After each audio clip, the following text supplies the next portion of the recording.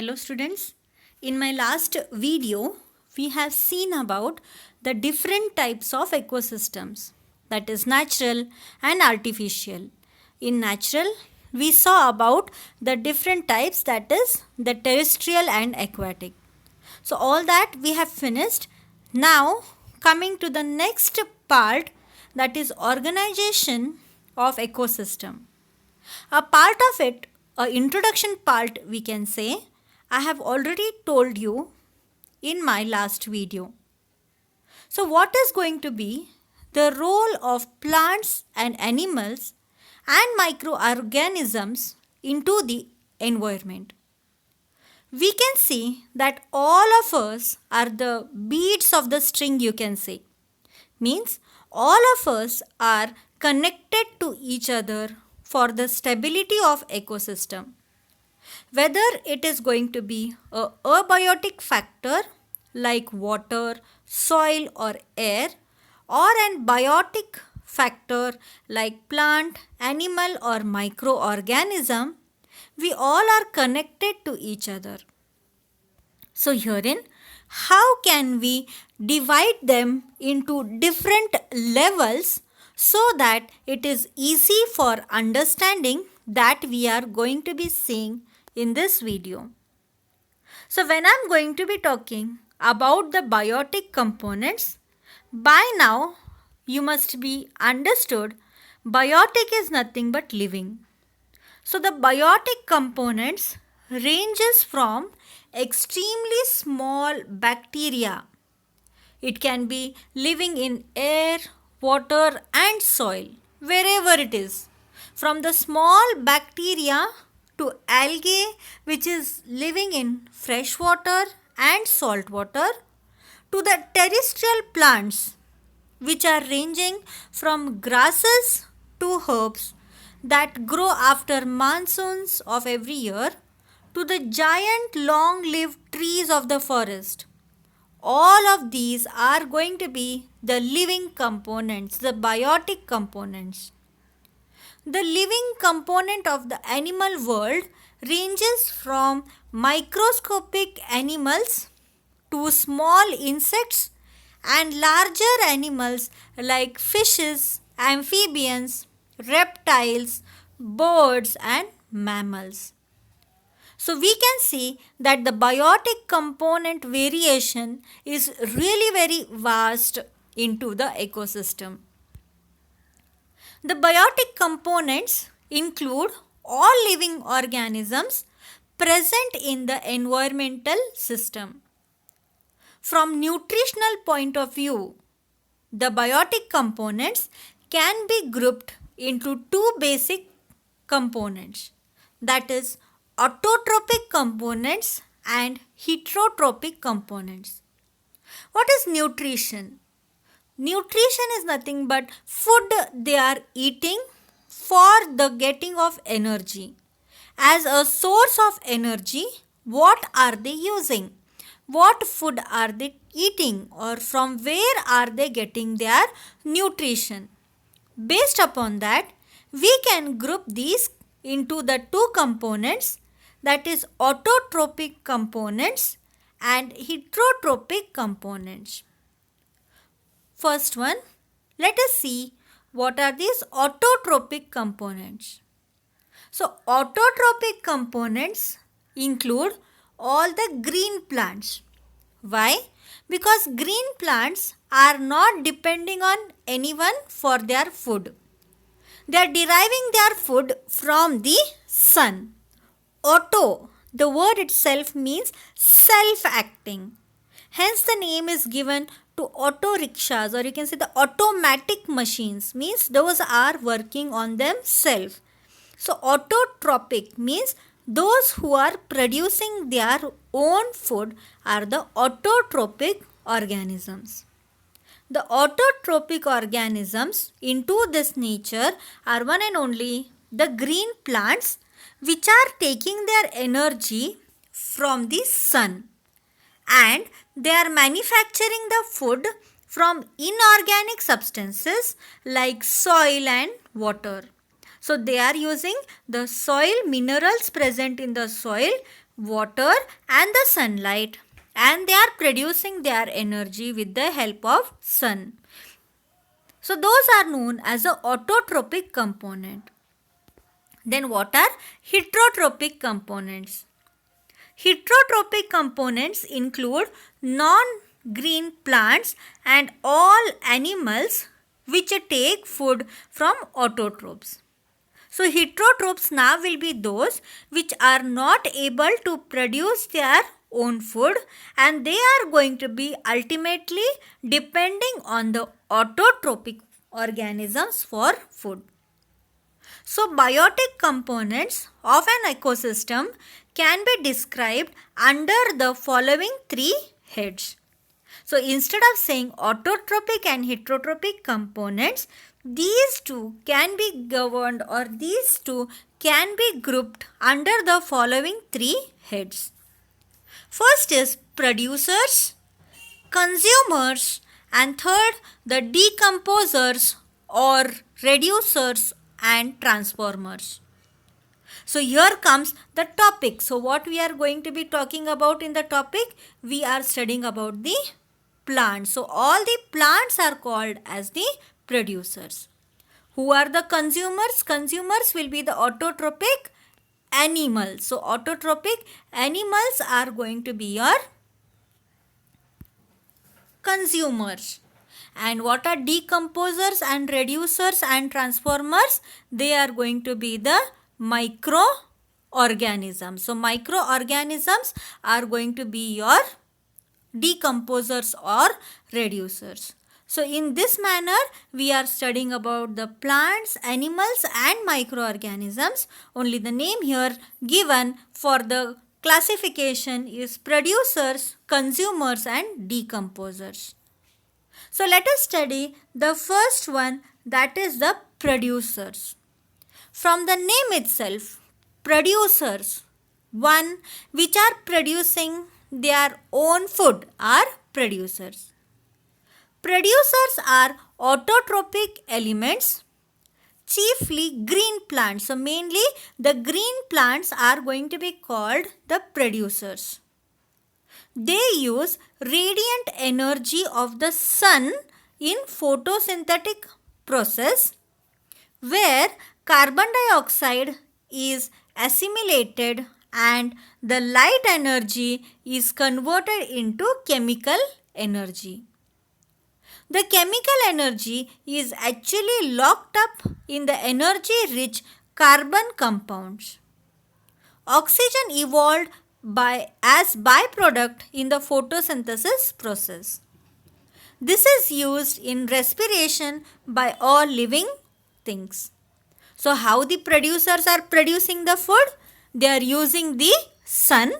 Using the sun, they are going to be using the carbon dioxide and producing or converting the light energy into chemical energy.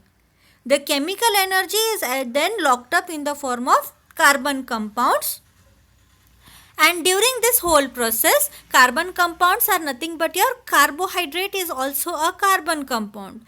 Glucose consists of the 6 carbon chains. So it is carbon compounds are nothing but food that we are eating.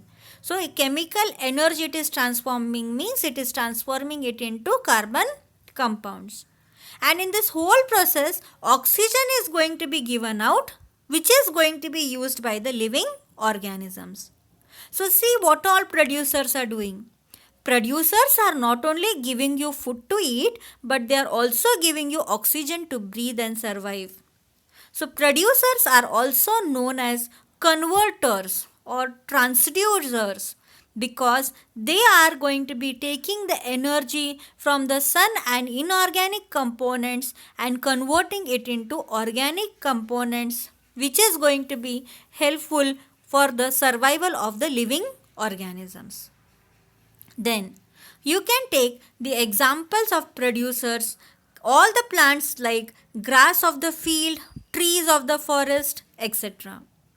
So you can see this, the plant are going to be taking the light energy, the carbon dioxide and water, and they are giving out food and oxygen. So that is going to be the producers. Then, coming to the second one, the consumers. What are consumers? So, those living organisms or those living members of ecosystem which consume the food synthesized by producers are called consumers. So, what are consumers? They are taking the ready-made food from the producers. So, they are known as the consumers. Under this category are included all kinds of animals, including me and you, that are found in the ecosystem. There are different classes or categories of the consumers. So, these consumers, based upon what they are eating, they can be further classified into primary or first order consumers, secondary or second order consumers, tertiary or third order consumers, and then parasites, scavengers and saprops. Coming to the primary consumers. What are the primary consumers? These are purely herbivorous animals that are dependent for their food on the producers or green plants. So they are directly eating the plants, only green plants they are eating. So they can be the insects, rodents, rabbit, deer, cows, buffaloes, goats, etc. So are going to be some of the primary consumers which are also called as the herbivores in the terrestrial ecosystem. They are going to be often called as key industry animals because the herbivores serve as a chief food source for carnivores. Now these herbivorous organisms who are going to be eating the plants now will be eaten by the secondary consumers, that are your carnivores. So these are carnivores and omnivores. Secondary consumers are going to be usually carnivores and omnivores. So what are carnivores? Carnivores are the flesh eating animals and omnivores are the animals that are adapted to consume herbivores as well as plants as their food. You can take the examples of the omnivorous organisms like the crow, fox, wolf, dog, cats, and even the human beings. You can say we are omnivores. Whereas the carnivores are lions, tigers. These are never eating the grasses or plants. So they are the carnivores. So both of us together are forming the secondary consumers. Then comes the tertiary consumers. So what are tertiary consumers? These are top carnivores which prey upon other carnivores, omnivores and herbivores. So they are going to eat only and only flesh eating organisms. Like for example, you can take your lions and tigers. We are human beings, we are eating the herbivores and the lions and tigers are eating us. Means they become the tertiary consumers. So lions, tiger, hawk, etc. are considered as tertiary or top consumers. Then I was talking to you about the omnivores. So what are omnivores? We are belonging to omnivores, so I have specifically put a slide over here. So animals that feed on both plants as well as animals are known as omnivores. Omnivores often are opportunistic, means whatever is easily available they are eating that. So general feeders with neither carnivore nor herbivore specializations for acquiring or processing food and are capable of consuming and do consume both animal protein and vegetation. many omnivores depend on a suitable mix of animal and plant food for long-term good health and reproduction. So human beings, bears, etc. are example of omnivorous organisms. Now coming to the last type of biotic component here, these are the parasites, scavengers and saprobes. Besides different classes of consumers, the parasites, scavengers and saprobes are also included in the consumers only. Why? Because the parasitic plants and the animals utilize the living tissue of different plants and animals. The scavengers and saprobes utilize the dead remains of animals and plants as their food. For the parasite, a simple example I can give you, that is the ticks that are present on the dog. Or you can take a much more easier example, the lice that are there on your head, in your hair. So they are depending on us, so they are taking our ready-made food. So they also become the consumers. Whereas scavengers are those which are feeding on the dead. For example, you can take your vultures are going to be feeding on the dead organisms. Then coming to the last one, that is decomposers and transformers. So here we are talking about the microorganisms. So microorganisms are going to play a role as decomposers and transformers. These are the living components of the ecosystem, and they are the fungi and the bacteria, which are microscopic and hence known as microorganisms. Decomposers attack the dead remains of producers and consumers and degrade the complex organic substances into simple compounds. So whatever the dead matter is there, suppose if it is not being degraded by the decomposers, so one day when you will get up and come out of your house, suppose there are many dead bodies present because it is not getting degraded.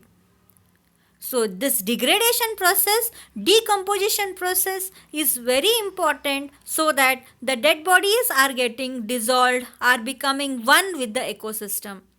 And that important work is done by these microorganisms.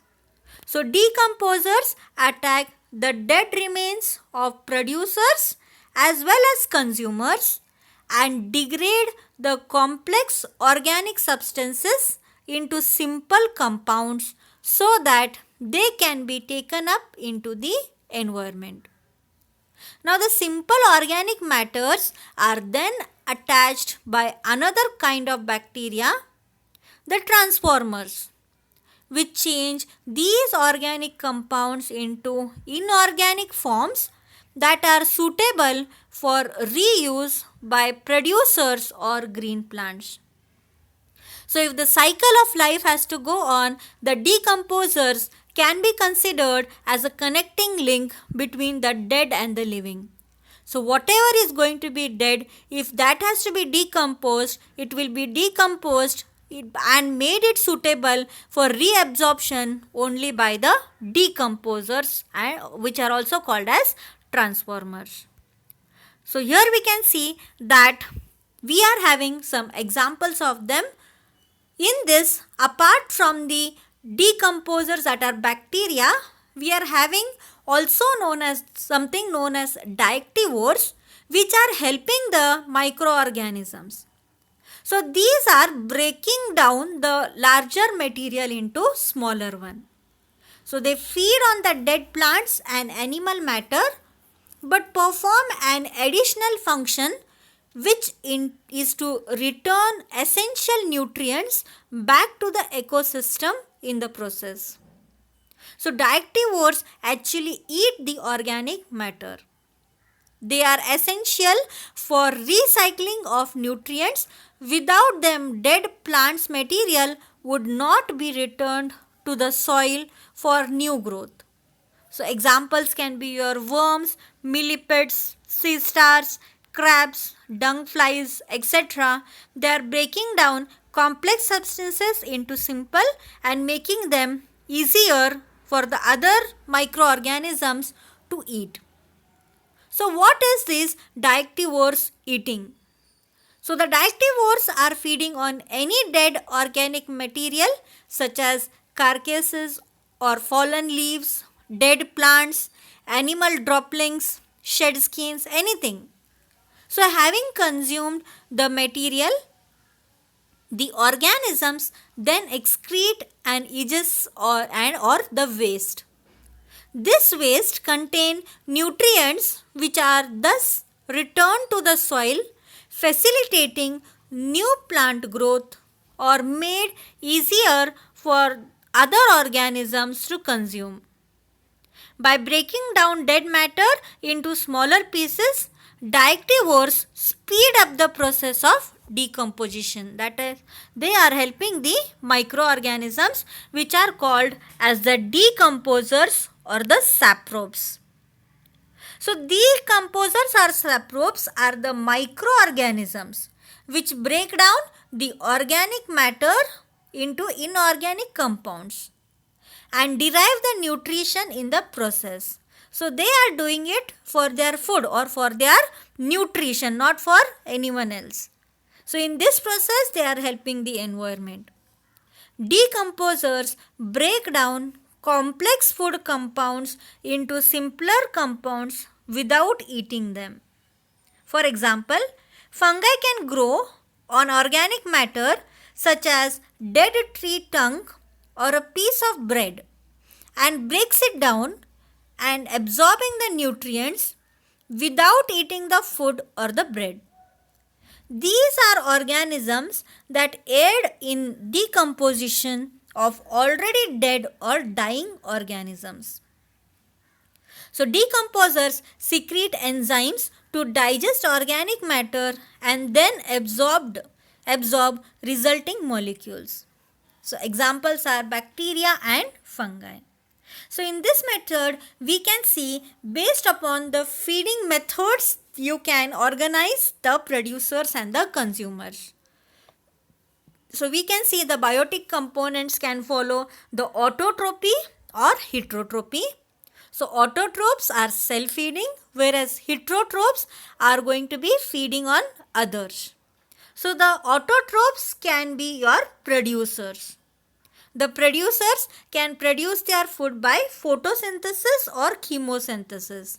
It is seen in some bacteria, chemosynthesis. Then heterotrophs, when I am talking about, here they can be the consumers or the decomposers. So consumers that are there, they can be the primary consumers, which are the herbivores, or the secondary consumers, which are the carnivores and omnivores.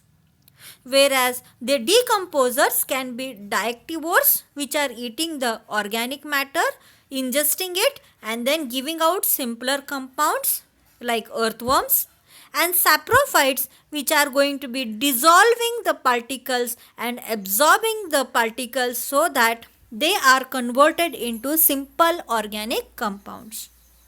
So this is going to be all about the biotic life, that is the living organisms, how they are going to be present or how they are going to be organized based upon their nutrition as producers, consumers and decomposers. So that's all for today. In the next video, we will be discussing about the abiotic components.